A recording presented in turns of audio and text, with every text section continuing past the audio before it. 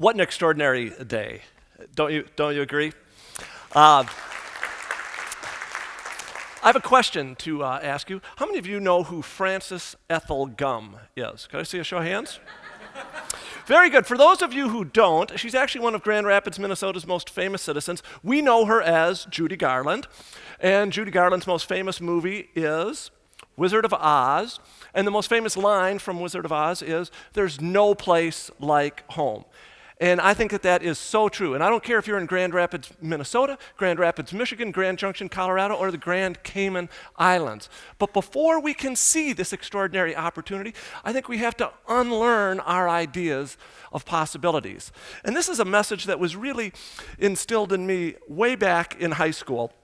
And for reasons still unclear to me, I went to St. John's Prep in Collegeville, Minnesota, and I believe it was the only high school that started school before Labor Day. And the day was September 1st, 1978. It was a Friday. It was the last day of my first week of school, and it was 8 a.m., and I went into History 1, and Louis Senta, he was a stern disciplinary teacher with a shock of silver hair. He stood before my freshman peers and I, and he asked this question. He said, "What would you rather have for every day of September? Would you rather have $100,000 or a penny on the first day, 2 on the second, 4 on the third, and it keeps on doubling?" And I think to myself, what an idiotic question. And then I thought to myself, wow, I have to listen to this jackwagon for the next 4 years of my life? But then he said, well, how many of you would choose the $100,000? Every hand went up, and I looked around at my peers and noted with some satisfaction that they were just as bright as I was. And then he said, go ahead, do the math. See how much wealthier you are because of your wisdom. And I'm pretty good at numbers, so I quickly doubled the penny, and after 10 days, it was worth $5.12. After 20 days, $5,242.88. So far, so good. It wasn't until day 28, when the figure surpassed $1.3 million, that I recognized the error of my ways. Of course, by day 28 or 29, it was $2.6 million, and then at the end, $5.2 million. So what was Louis Senta trying to teach me? To be honest with you, I have no idea. I was a freshman in high school, for Christ's sake. But he went on to mention a quote from Einstein. And Einstein said one of the most powerful forces in the universe is compound interest. But I took away from that is that often our knowledge of the future is faulty if we don't understand the forces that are around us. And so the themes that we've heard today are about the economy, education, and inclusion. And when I was thinking about this presentation, I put together a Venn diagram, and I thought, oh, there's this sweet spot in the middle. And if we can just unlock that sweet spot, boy, we're going to do extraordinary things. Well, that's wrong. And I think we have to unlearn each one of these circles. And I'm going to take the economy first. So I have another little test for you. I want all of you to picture a lake that you're familiar with, okay? And it is the first day of September, and there is a single lily pad on that lake. It then doubles for 30 days, and at the end of the month, the entire lake is covered. So can everyone kind of picture that? So here's the question. On day 20, what percentage of the pond do you think is covered? Well, the answer surprises a lot of people. It's 1/10 of 1%. Even though it's been doubling for 20 days, it just covers a fraction. But what happens in the next 10 days is really nothing short of amazing. By day 25, it's still only about 3%. Day 28, it would be a little over 25%. Day 29, a little over half, and then boom, the whole thing is covered.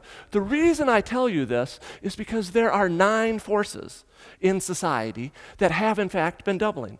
Moore's Law, data storage, bandwidth, the sequencing of the human genome, advances in robotics, all of these things have in fact been doubling, but we're only at day 20. So the way we need to think about the economy is we're just but a fraction of the way into this. There's going to be extraordinary opportunity in the future. And here's another way to think about this. How many of you guys have ever watched the 1990 hit movie Pretty Woman? Can I see a show of hands? And if you remember, Richard Gere's character is the super successful businessman. And to demonstrate he's a super successful businessman in 1990, what device do they show him using? It is this brick-like cell phone. He's kind of walking down the street, and he's the man. And that device belonged to just the elite, just 20 years ago. Fast forward to today, like that lily pad, the cell phone has expanded. There are now subsistence farmers in Africa who own that device, but it's not just a cell phone. You can access the internet. You can store every song you ever purchased on it. If you are so motivated, you can shoot, produce, and edit a TED video on it, and that's in fact exactly what has happened. So opportunity, economic opportunity, is still going to explode out in the future, but we have to get out of our limited mindsets. Few people know this about me, and if I'm really honest, fewer people actually care about I'm a big fan of a fellow named G.K. Chesterton, and he's a British writer, and he once said this: the chief object of education is not to learn, but to unlearn. Well, that's a curious statement, and what was he trying to say? Again, to be honest with you, I have no idea, but that has not stopped me from speculating about this. I have a question to ask you. What is the name of the tallest mountain in the world? And many people say, well, it is Mount Everest. Some people say it's K2. Well, that's wrong. Does anyone know? It is Mauna Kea in Hawaii.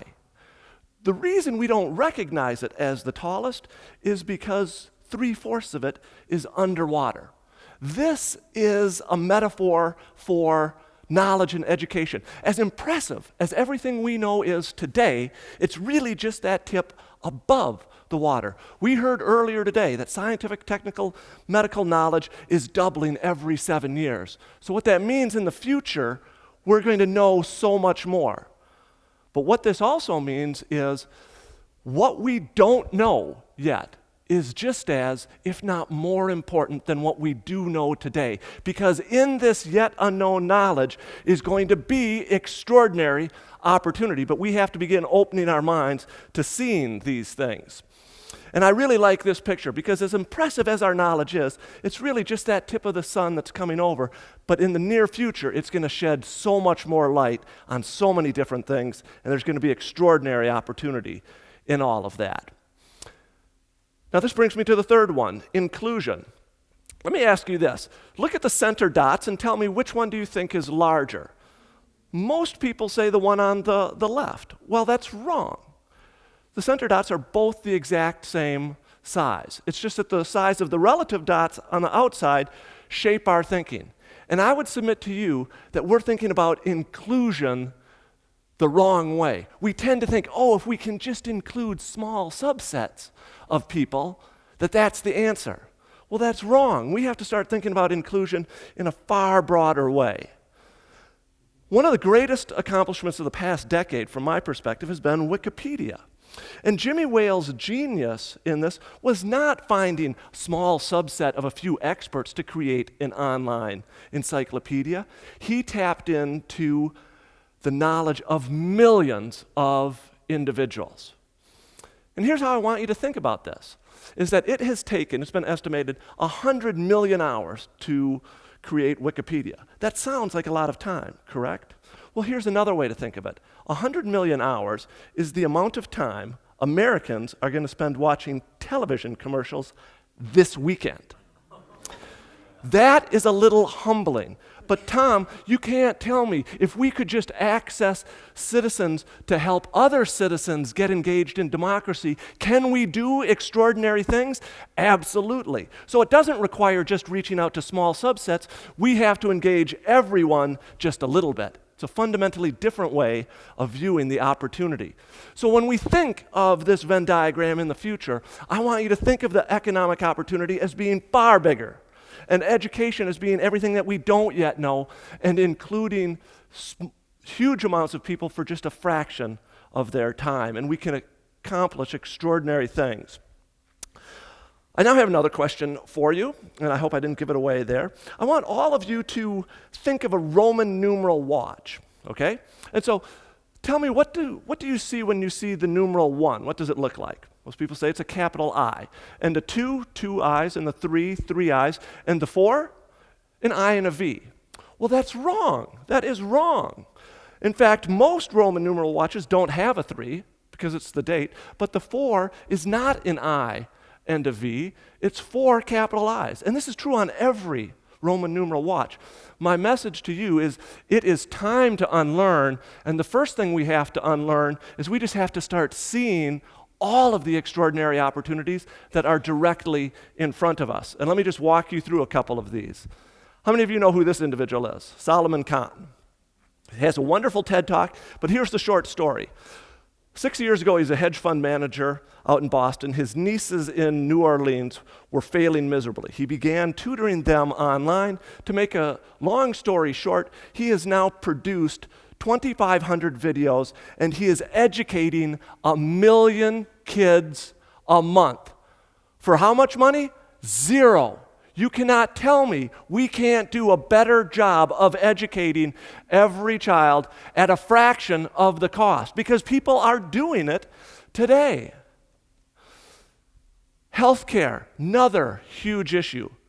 Just last month, Cisco came out with a report, and they said mobile web video communication going to explode 250-fold in the next 4 years. That is extraordinary. But what it means is there are new ways to engage citizens in preventative health care information. There are new ways to reach out to students. And Tom had earlier talked about how to apply video gaming to education. Well, there are going to be extraordinary new tools, but before we can grasp these new tools, we have to unlearn our ideas of how we educate kids. Manufacturing, huge issue. And people say, well, we're just losing too many jobs to China and India. Well, I think that that's going to stop, because one of the technologies that is growing exponentially, something called 3D printing. This is absolutely extraordinary. There is a Minnesota company who's now working with a company up in Canada to print out the components of automobiles. General Electric has said we're going to start printing aircraft engine parts. Is there any reason why we can't begin printing snowmobiles, other things, right here on the range? Absolutely not. But it's going to require us reaching out to engineering students and get them understanding that there are new tools that are going to create extraordinary opportunities. Jim had earlier talked about the extraordinary advances in gene sequencing technology and synthetic biology.